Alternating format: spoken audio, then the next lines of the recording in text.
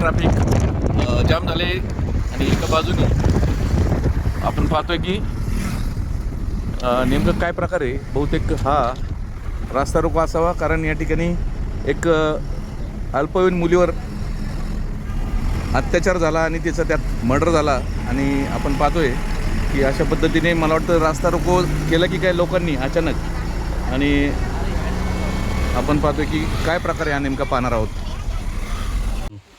आपण जुन्नर तालुक्यातील पिंपळवंडी गावात आहोत आणि आपण या लेंडे स्थळावर जी घटना, दुर्दैवी घटना घडली त्या घटनेच्या ठिकाणी आहोत. अतिशय निर्जन असा हा शेतीचा परिसर आहे. या लेंडे स्थळावर या आरोपीने कशा प्रकारे त्या चिमुकलीला आणलं असावं, कारण आपण पाहणार आहोत. आपल्याला चालता देखील येत नाही आहे. ऊसाचं शेत आहे. याच वावरातून त्यांनी सायकल इथे कुठेतरी लावली असावी आणि तो त्या चिमुरडीला सायकल चालवतो असं सांगून तिला आम्हीच दाखवलं सायकल चालवण्याचं. आणि अशा पद्धतीने तिला आणून या ऊसामध्ये नेलं आणि तिच्यावर अत्याचार केले आणि तिथंच तिची हत्या केली. कशा प्रकारे तिची हत्या झाली असेल हे आपण कल्पना करू शकतो. आपण पाहू शकतोय की माझ्या पाठीमागे जर तुम्ही आलात तर अतिशय रस्ताच नाही आहे. शेतातून आपण जातोय. आपण पाहतोय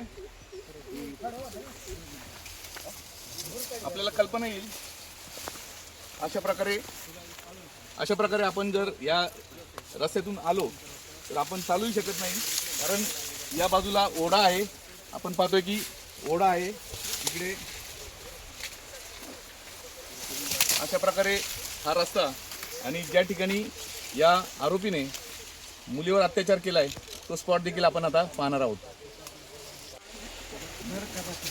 आपण आहोत जुन्नर तालुक्यामध्ये पिंपळवंडी गावात आणि आपण पाहतोय की काल रात्री एक दुर्दैवी घटना उघडकीस आली. दुपारी एका येथील नराधमाने 20 ते 25 वर्ष वयाच्या 22 वर्ष वयाच्या नराधमाने एका चिमुरडीवर अत्याचार केला. चौथीमध्ये शिक्षण घेत असलेल्या एका लहान बालिकेवर तिला सायकल शिकवतो म्हणून तिला खोटं सांगून तिला या निर्जन स्थळी आणलं आणि आपण प्रत्यक्ष ज्या ठिकाणी तिच्यावर अत्याचार झाला, तिचा खून करण्यात आला, तिला संपवण्यात आलं, तिची हत्या करण्यात आली, त्या स्पॉटला आहोत आपण पिंपळवंडी लेंडेमाळा येथे. आणि आपण या स्पॉटवर पाहतोय ही घटना कशी घडली याबाबत आपण प्रत्यक्ष जाणून घेणार आहोत.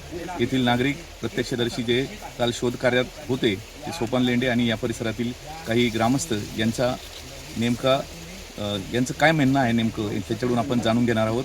कशी घटना घडली आहे ही दुर्दैवी घटना आपण जाणून घेणार आहोत. ह्या स्थळावर त्या बिचारीला पाहिलं इथं आणि प्रत्येकाच्या डोळ्यात असं होते. ते सांगायला वारंवार सांगायला सुद्धा आता त्रास होतो या गोष्टीचा. एवढा म्हणजे काल आमच्या सगळ्यांनी डोळ्यांनी ज्यावेळेला पाहिलं अक्षरशः म्हणजे ते शब्द पण मी वापरू शकत नाही अशा अवस्थेत ती मुलगी इथं पडलेली आहे. म्हणजे एवढी वाईट आणि लांबून पाहणं दुसऱ्याच्या घरात घडलेलं ही गोष्ट वेगळी असते. ज्यावेळेला माझ्या गावात माझ्या वस्तीवर अशी घटना घडते त्यावेळेला हृदय पिळवटून टाकणारा तो प्रसंग होता कालचा. म्हणजे नको वाटलं बुवा असं. ते कधी कधी असं वाटतं परमेश्वर अशी लोकांना जन्म तरी का देतो बिचाऱ्या. म्हणजे एखाद्या बारीक लहान मुलीला जिने अजून जगाची म्हणजे पाहिलंच होतं नाही जग, तिला लगेच अशा कृत्य करून मरणाची वेळ यावी याच्यासारखं या मानव जन्मात तरी मला वाटतं अशी लोक कधी येऊ नये. हे अशी दुसऱ्या जनावराच्या जन्माला आले ना तरी म्हणजे समाधान वाटेल, पण मानव जन्मात ही लोक नको आहेत अशी. याच्यानंतर माऊली शेठ बोलतील. मला यांना बोलतील. डिपार्टमेंटची 2 लोक तिथं होती. डिपार्टमेंटच्या लोकांनी त्यांच्यावरची सगळी लोक तिथं होती. पण डिपार्टमेंटचं असं सांगण्यात आलं आम्हाला का आमचा संशय ह्या पोरावरती आहे. तर म्हटलं ठीक आहे, हरकत नाही, तुमच्या संशयानुसार तुम्ही तुमची चौकशी करा, आपण CCTV चेक करू. आम्ही गणेश कुलसुंदर म्हणून ग्रामपंचायत सदस्य घेतले, त्यांच्या बंगल्यामध्ये CCTV चेक केले. पण CCTVमध्ये आम्हाला एकदा तो दिसला, तो आमच्याबरोबर CCTV चेक करायला खुर्चीवर बसून राहिला. खुर्चीवर बसला त्याच्यानंतर तो म्हणायचा मी सायकलवर चाललोय, असं चालू तसं चालू, तो सांगायचा. डिपार्टमेंटचा माणूस CCTV चेक करतोय. त्याच्यानंतर त्याचा एक असं सांगण्यात आलं का मी लेंडेसमध्ये लेंडेंच्या घरी गेलो होतो असं सांगितलं त्यांनी फक्त.